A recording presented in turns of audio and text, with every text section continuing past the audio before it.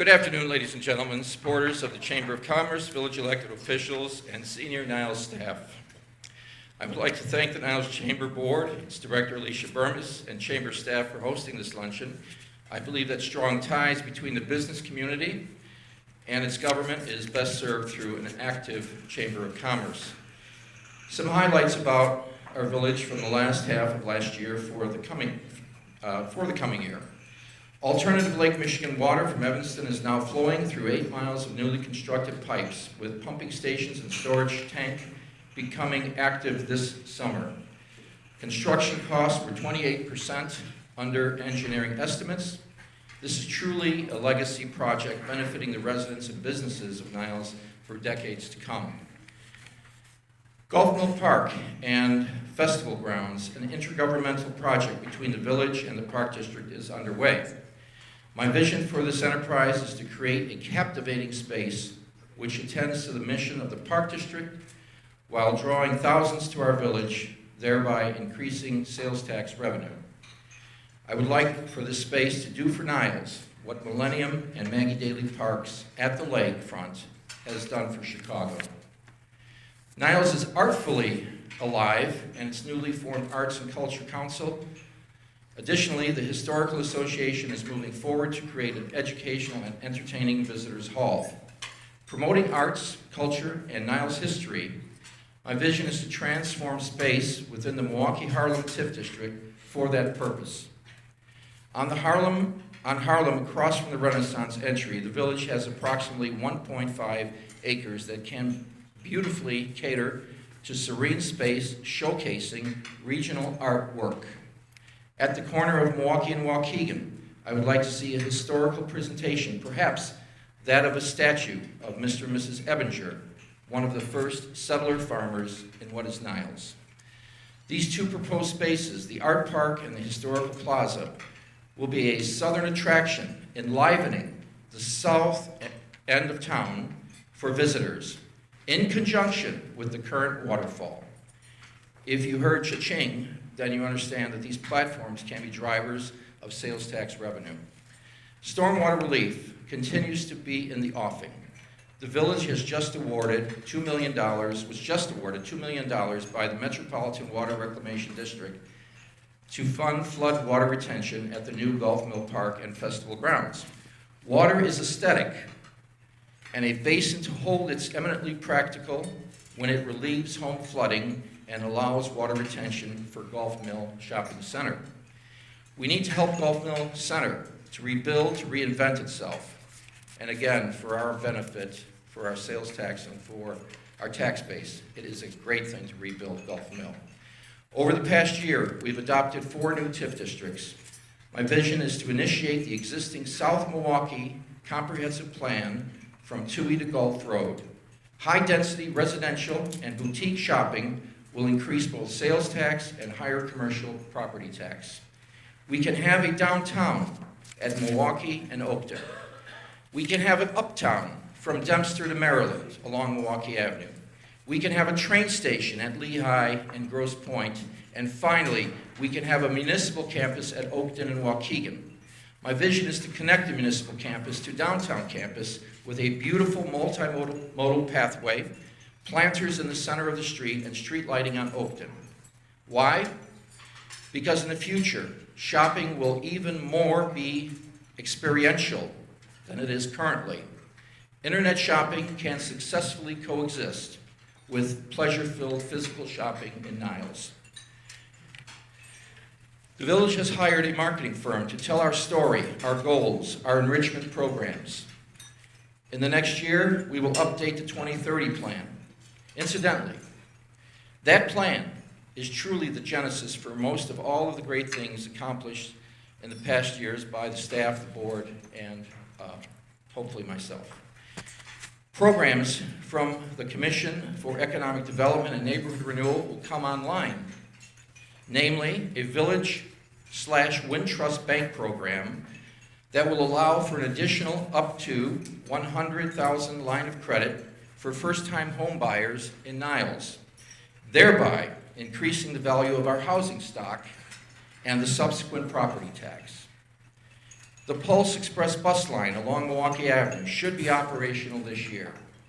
This commuter line should entice developers from Chicago's Wicker Park, Bucktown, and Logan Square to come to Niles. Lots of good things are potentially happening, but Niles does have its problems, and they are budgetary, mostly in nature. First, we need to address our police and fire pensions, but there may be solutions at hand coming down from a new progressive state government. We have infrastructure issues, but there is a plan for a long-term solution predicated on savings from our new water source and a state-sponsored capital bill. And we have ever-escalating labor costs, but once again, there can be a solution with an expanded human resources staff. We are spending roughly $2.5 million a month for labor with 2% compounded increases each year. We could cut programs, or we could try for more labor force productivity while at the same time growing our revenue stream. Needless to say, my desire is not, I repeat, not to cut great services, but rather to operate efficiently and grow our economy through economic development. That's the key. To be crystal clear, I have the highest regard for our staff. They work hard every day to be more productive and efficient. For instance, you may not know this, for instance, Public Works has taken a simple GPS system and reprogrammed it for more efficient snow plowing, saving thousands of dollars. That is but one example. Many municipalities are privatizing their workforce, but that is not in my wheelhouse, and I trust it's not in the trustees' wheelhouse. Our employees are our family. Our village recently received an economic viability report on the Toohey Grosse Pointe TIF district. To be clear, this is the 80 acres that conjoin the Leaning Tower property. The report outlined what necessary ingredients need to be present for a successful TIF district. It didn't elicit a sunny day walk in the park, to put it mildly, it didn't. It will be a strategic work to transform properties currently worth $80 million on 80 acres to properties worth $200 million plus. The report closed stating three necessities: a solid plan, market realities, and finally, political will. This is what worries me. On January 20th, 1981, President Reagan gave his inaugural address, wherein was the famous quote, maybe you remember, "In this present crisis, government is not the solution to our problems. Government is the problem." Ever since, many have used these words to mean that government should not, need not, involve itself in quality of life issues or economic issues. I don't believe that is what the president meant. As a progressive, I firmly believe in the role of government to affect all manner of social ills. From safety and security to education and shelter, a great country and even greater society must bond together for the common good. Niles, in so many ways, does so much more for its citizen than its neighboring suburbs. The free bus, the senior center, family services, the teen center, and health and wellness center are all subsidized from the general fund. When asked in a recent advisory referendum throughout Niles, the electorate overwhelmingly voted yes to subsidize these services. Niles residents do care about what kind of society they live in, and I think so do we. My progressive sensibilities also go to the government role to support the free enterprise system. With regard to economic incentives or the creation of economic development zones, Niles will support the business community as long as it is a win-win. In March of 2018, the village board placed upon the ballot an advisory referendum. We put a lot of referendum on it, but all in good conscience and for goodwill. An advisory referendum which asked, shall the village of Niles encourage economic development through valid state of Illinois and Cook County economic development initiatives to promote low property taxes? The electorate saw a win-win proposition, and the referendum passed. I think the people of I think the people know that if we don't support business, business will locate elsewhere. Niles 8s are pretty smart. In closing, I really truly worry about the political will necessary to grow our economy, as we mentioned in the aforementioned report. Niles should be a special light upon a hill, but to be that light will take many years, too long for any one person to be of service. Perhaps what Niles needs is a standing political party, like in Park Ridge, Morton Grove, and Skokie, a party made up of residents and business owners alike that will extol in its mission statement to achieve a better quality of life for all residents regardless of age, gender, or creed. Further, that the mission shall be to enhance the local business community.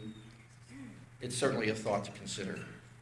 By the way, quality of life is a term that I use quite often. It's broadly speaking used to express one's happiness quotient. Are you happy? Sometimes you're not happy because taxes are too high. You need to feel safe. I mentioned burden of taxes, health care affordable and available, the schools that are very good, et cetera, et cetera. If we have a resident population that's happy in their quality of life, then we are truly an advanced progressive community, in my opinion. I know you've all been waiting for a report on infrastructure, finance, and circuses. That was my attempt at humor. From Public Works, I know that many more streets today are, as opposed to years past, are being resurfaced. Many more very old water main lines are being replaced. New street lights will adorn Milwaukee Avenue and Waukegan Road. A new salt dome is in the offing that will allow Niles to buy street salt less expensively in fiscal year 2020, and the village will spend $32.2 million on infrastructure projects. That's an awesome sum, but it's very, very affordable. From our finance department, the current general fund budget is $37.5 million, and from 18 to 19, we have a 1.41 decrease. Labor costs, I've mentioned, at $37,000, with a 2% increase projected. By the way, $2.5 million per month, a savings of 1.5%. That's not a lot, 1.5, due to stringent performance management practices and time and attendance hardware. Could mean a savings of $28,000 per month, and you can multiply that out, and it's significant. Sales tax, which mostly funds our government, is projected to increase 1%. Not good if labor costs are going up 2.5. Regarding growth investment, priming the pump, so to speak, should be $2.97 million in the Milwaukee Toohey TIF and also the Grosse Pointe TIF. This is money that we would spend, which would bring back dividends in years to come. Finally, the village did not increase, I think many of you know this, the village did not increase its tax levy this year because I, along with the board, finance director, finance chairman, Dean Schulecki, felt that our residents and businesses needed a one-year no increase tax holiday. We'll be back next year, but this year, you're stable. Circuses is a Roman term for events like chariot races and gladiator contests. We don't have that in Niles. But the idea was to build for them a sense of community. Pax Romana, you may have learned that in school. I remembered it. Lasted 1,000 years, Pax Romana did, until the Huns took a walk across the Alps. Then it was all over. This year, the ever-growing Holly Jolly Market and Christmas tree lighting will move to Civic Center Plaza, affording it more space. We hope to grow the number of block parties and attendance at the village-wide block party. We are looking for different and expanded exhibits for the 4th of July parade, giving it a new look. When the new Golf Mill Park and Festival Grounds opens, I would like to bring back the long gone, but not forgotten, Niles Days festivals. One final item before I close. I'm saddened and disgusted by the intolerance and hatred that has engulfed a small portion of our country. I trust that you, like me, are teary-eyed when adults' children are slaughtered because of mental illness or extreme intolerance and hatred. Recently, a church and synagogue were attacked, and many fathers, mothers, and grandparents were taken from their loved ones. I'm in the process of creating a Mayor's Council of Churches in Niles that would help organize an interfaith prayer breakfast in Niles. It is my hope that people will come together seeking hope and learning tolerance, which is what we need to do. I will maintain the separation of church and state, but honestly, who can chastise for fostering love and peace. I hope that you share with me my vision for Niles and that you will work with me to make it a reality. I thank you.